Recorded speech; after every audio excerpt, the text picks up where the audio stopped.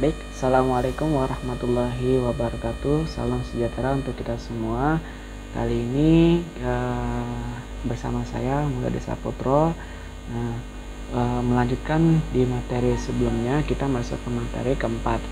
Nah, sebelum kita masuk ke materi selanjutnya, alangkah baiknya kita berdoa dengan membaca basmalah bersama-sama. Bismillahirrahmanirrahim. Nah, sebelum masuk materi, jangan lupa jika kalian keluar rumah, tetap memakai masker dan mengikuti protokol kesehatan seperti menjaga kesehatan, menjaga jarak antara satu sama lain. Nah, kita kali ini memakai aplikasi Google Classroom. Nah, Google Classroom saya jelaskan secara singkat. Google Classroom ini adalah kita secara forum diskusi seperti Facebook. Nah, itu di situ nanti saya akan kasih absensi dan penugasan. Absensi ini sangat penting untuk kalian isi, untuk kewajiban kalian isi di pertemuan minggu ini. Nah, untuk materi minggu selanjutnya, kita masuk ke materi konsep-konsep dasar sosiologi. Nah, konsep dasar sosiologi ini, sebelum kita memasuki konsep-konsepnya, saya jelaskan mengenai konsep-konsep ini ada 5. Ada 5, yaitu yang pertama adalah masyarakat, yang kedua adalah individu, yang ketiga adalah hubungan individu dengan masyarakat, yang keempat itu ada fakta sosial, yang kelima adalah sosiologi sebagai metode. Nah, kita masuk ke materi yang pertama. Nah, materi pertamanya adalah masyarakat. Nah, masyarakat ini adalah interaksi antar individu. Interaksi ini secara langsung atau secara tidak langsung. Kalau secara langsung ini seperti kita ngobrol atau diskusi antara teman atau sahabat atau kerabat-kerabat.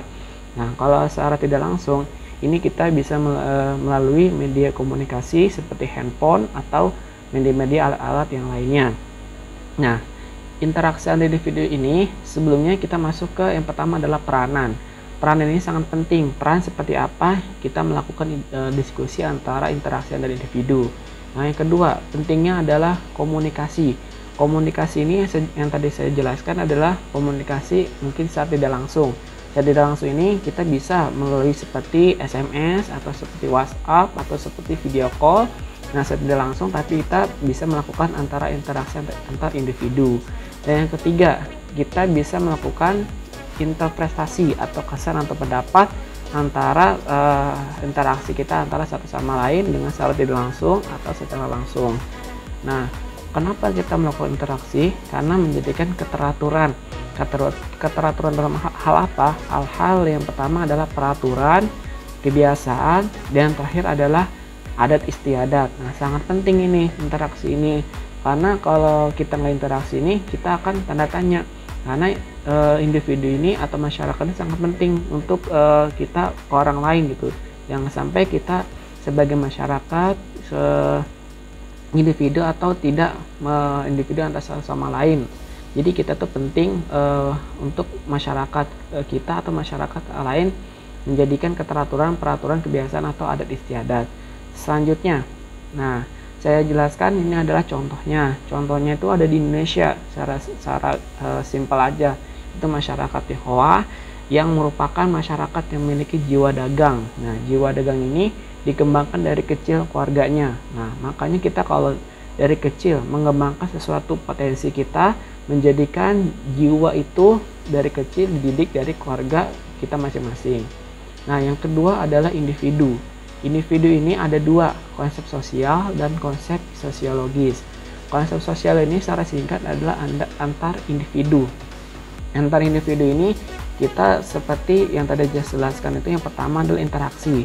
Kita konsep ini sebenarnya sebelumnya kita memasuki konsep yang kedua adalah konsep sosiologis. Konsep sosiologis ini subjek yang bertindak atau aktor yang melakukannya.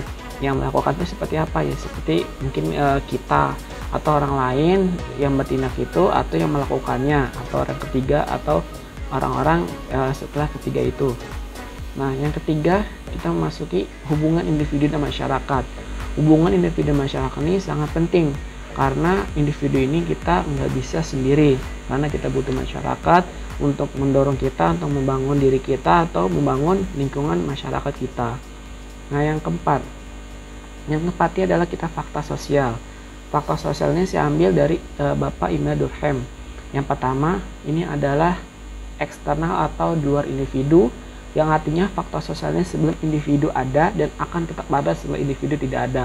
Artinya apa? Artinya adalah di luar individu ini seperti internal tuh. Walaupun individu ada dan tidak ada, tetap ada, karena manusia itu kodratnya adalah butuh orang lain. Seperti dalam agama Islam, hablum minallah, hablum minan nas. Kalau hablum minallah itu adalah hubungan kita kepada Tuhan. Nah, kalau hablum minan nas, kita butuh sesama manusia itu untuk mendorong kita atau mendorong masyarakat kita. Yang kedua ini adalah faktor sosial, memaksa individu agar selalu sesuai dengannya. Artinya apa? Artinya ini menurut Bapak Ibnu Durkheim, ini individu faktor sosial ini individu ini agar selalu sesuai dengannya. Sesuai dengannya ini memaksa individu ini bersama dengan antar individu. Jadi kita tuh antar individu ini nggak bisa sendiri. Kita harus butuh orang lain untuk mendorong kita atau mendorong potensi-potensi kita. Nah, yang ketiga adalah general. General ini adalah tersebar luar dalam komunitas atau masyarakat milik bersama atau bukan milik individu. Nah, kita setelah membangun masyarakat atau antar individu, kita tentunya akan membangun organisasi atau komunitas. Nah, kenapa kita membangun komunitas? Untuk membangun keterkaitan kita antara tali persaudaraan atau ikatan-ikatan untuk saling bersama, gotong royong atau memiliki kejiwaan bersama. Nah, yang terakhir kita adalah sosiologi sebagai metode. Nah, sebelum kita memasuki sosiologi sebagai metode, saya jelaskan di sini sosiologi itu apa sih? Nah, sosiologi ini seperti konsepnya ini adalah sosial sebagai metode. Metode ini cara berpikir kita mengungkapkan realitas sosial. Nah, jadi kita sebagai orang sosiologi atau kita sebagai orang sosial dalam masyarakat, kita mengungkapkan realitas sosial atau kenyataan budaya yang ada masyarakat gitu, dengan prosedur atau teori-teori yang ditanggung secara ilmiah. Yang pertama adalah metode, yang kedua adalah metodologi. Nah, metode ini adalah cara kerja untuk mempelajari objeknya. Artinya apa? Artinya metode ini sesuatu yang kita akan ungkapkan secara realita. Bagaimana kita menanggapi secara masyarakat atau cara-cara prosedur-prosedur untuk menanggapi objeknya. Nah, objek ini adalah yang kedua, metodologi. Itu secara konsepnya, seperti apa konsepnya atau secara perencanaannya dalam melakukan realitas sosial atau cara berpikirnya. Nah, ini kita selanjutnya adalah sosiologi dengan ilmu lainnya. Tentu saja sosiologi dengan ilmu lainnya akan berbeda. Nah, yang berbeda ini ada 3. Yang pertama, sosiologi ini memandang interaksi dalam kelompok atau sebagai benda yang punya ciri-ciri tertentu sebagai sebuah kekhasan dalam studinya. Artinya apa? Artinya sosiologi ini memandang interaksi itu dalam kelompok atau benda yang memiliki ciri khasnya, ciri khas masing-masing. Dalam hal ini dengan ilmu lainnya, sosiologi itu punya interaksi khasnya atau memiliki ciri-ciri khasnya sendiri atau dengan ilmu lainnya. Nah, yang kedua, sosiologi ini meminta kemampuan atau para pendapat ahli untuk mengabstraksikan gejala sosial yang terjadi. Nah, sosiologi ini sangat penting karena meminta kemampuan para ahli pakar sosiologi untuk dapat mengabstraksikan gejala-gejala yang terjadi di masyarakat. Yang ketiga, nah berbeda dengan ilmu sosial lainnya, kebanyakan bersifat normatif, tapi sosiologi ini menuntut kita ini sebagai penelitinya atau dengan menjauhkan sebanyak mungkin nilai-nilai pribadinya saat mengadakan penelitian. Nah, yang ketiga ini tentu sangat penting sekali karena sosiologi ini meneliti, membuang atau kita tuh menerapkan nilai-nilai sosial atau meneliti nilai-nilai norma secara pribadi atau secara luasnya. Tuh. Nah, yang terakhir, sosiologi sejak dahulu menjadi pemikiran para ahli. Nah, yang pertama, manusia ini sebagai satuan sosial serta bagaimana hubungannya dengan masyarakat. Nah, sosiologi ini sejak dulu manusia ini sebagai satuan sosial.